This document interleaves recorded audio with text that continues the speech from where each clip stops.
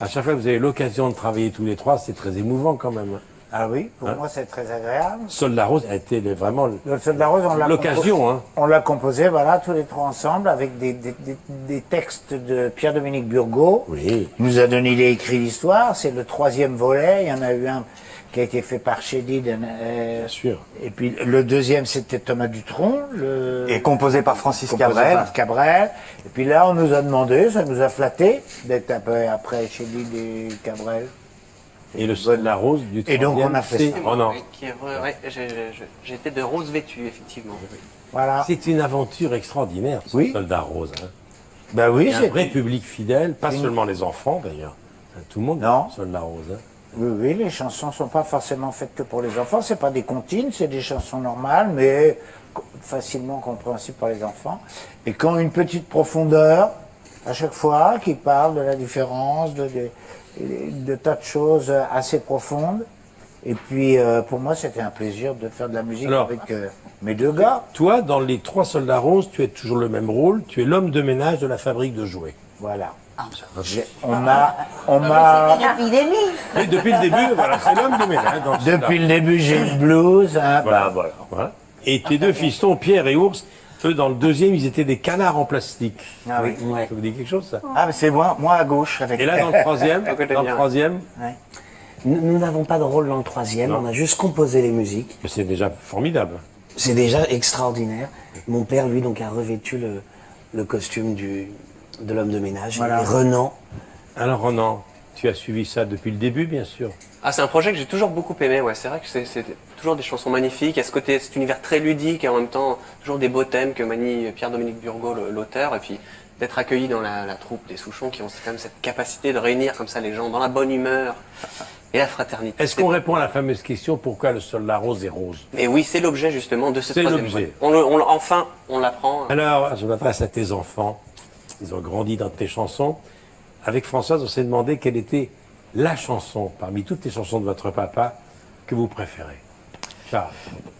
alors moi, depuis que je suis petit, j'aime Somerset Maugham. Ah, Cette mélodie de Laurent Voulzy, les paroles de mon père, je la trouve assez parfaite et elle me suit depuis longtemps. difficile de choisir. Et pour Pierre? Ah, c'est aussi difficile. Toutes ces chansons sont un petit peu comme des frères, des sœurs, des cousins, des cousines. Elles font partie de notre vie. Alors c'est difficile d'être objectif. Moi, il y a des chansons pas très connues qui me procurent une émotion particulière. Mais bon, une chanson qui a eu une résonance particulière ces derniers temps, qui s'appelle « Et si en plus il y a personne Ah, grande chanson. a pris forcément une autre dimension avec les derniers événements. Et de l'entendre, ça fait quelque chose. Pierre, Oui. le 12 février à la salle Playel, il y a un grand concert au profit de la recherche sur la maladie d'Alzheimer. Et je crois que tu veux en dire un petit mot. Il y a 2 générations. 2 générations chantent pour la 3e, ça fait 8 ans Oui. que j'ai la chance d'organiser ça fait maintenant 8 ans. Et pendant ces 8 années, il y a eu des gens merveilleux qui sont venus chanter, interpréter des chansons qui font partie de la mémoire, des Madeleines de Proust, car il est question de fêter la mémoire en luttant contre la maladie d'Alzheimer. Des gens comme Petula Clark, comme Robert Charlebois. Cette année, il y a Eddie Mitchell, il y a eu Mathieu Chédid, Francis Cabrel. Sandrine, Voilà. Alain Vincent Delerme, Nolwenn Leroy, entre autres, Woolsey, bien sûr. Et puis, c'est Alain Delon qui va présider la soirée. Hein. Ouais, ouais. C'est le 12 février. Hein. Voilà. Pierre, si je vous parle de Souchon. Bah il y a oui, une Souchon, chanson, une ou 2 chansons. bah, Non, mais le pauvre. toutes, mais il y en a une, parce que alors elle a l'air d'être bateau, mais parce que pour moi c'est le chef-d'œuvre absolu, c'est Full Sentimental. Ah oui, Ouais. absolument. Parce que cette chanson-là, on peut l'écouter tous les jours, à des années et des années, à des dizaines d'années d'intervalle. Ouais, c'est Il y a toujours quelque chose qu'on n'a pas entendu, il y a toujours quelque chose qui vous tord l'âme, et il y a toujours un truc qui fait ce que j'aimais moi quand j'étais très jeune, que j'étais un ado. J'écoutais ça fenêtre ouverte et je faisais semblant de jouer de la guitare pour attirer l'attention des filles qui passaient en bas de la rue. Quand on écoute Full Des Sentimental, détraqués déjà, je vous peux êtes- ouvrir ma fenêtre, faire semblant d'être Alain Souchon et leur dire, je mets un panneau Alain Souchon et tout le monde croit que c'est moi. Voilà. Roland, tu connaissais tout d'Alain. Ah, mais j'ai énormément écouté la Vous arrivez chanson, à hein, ouais. chanter les chansons d'Alain. Très souvent, ouais. Ouais. Ça m'arrive souvent. Ouais. Ouais. Est-ce que vous avez assisté de temps en temps à la création de ces chansons? En général, ils partaient loin. Ils partaient Il s'isole très loin. avec Laurent Voulzy. Ils s'isolent, ils partaient au bord de la mer, à la campagne. Un jour, j'ai croisé dans un palace de Monaco. Oui. Tu te souviens?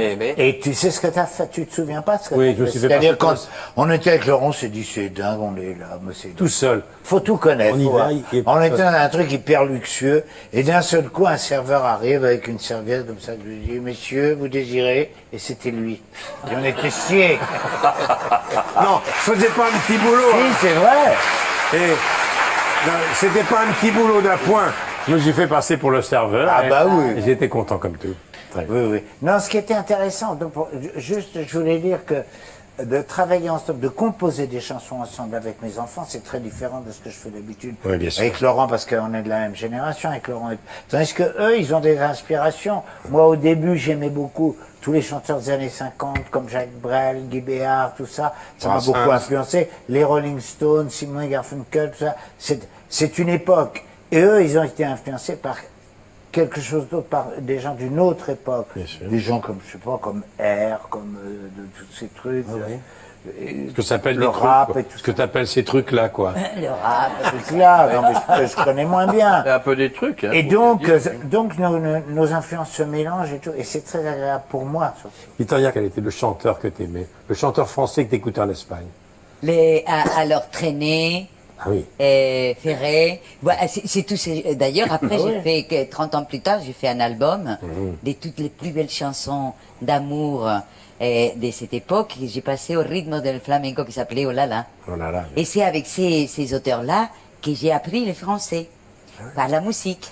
Et après, et puis j'ai lisé la Bible, enfin là où tu dis les mots des chansons, et comme ça, j'ai compris comment c'était écrit. Et que E-A-U, c'est O. Il faut quand même le faire, hein, les Mais enfants. et apprendre le français. E-A-U, c'est O. Et apprendre le français avec Brel, Brassens, ça c'est pas Oui, mal. Hein. mais enfin, ça n'a pas complètement réussi parce que tu parles pas tellement français finalement. C'est espagnol, c'est une langue. Oh non, les auteurs qui ont marqué votre enfant, Renaud, évidemment. Oui, Et énormément. Brassens aussi? Brassens énormément, oui.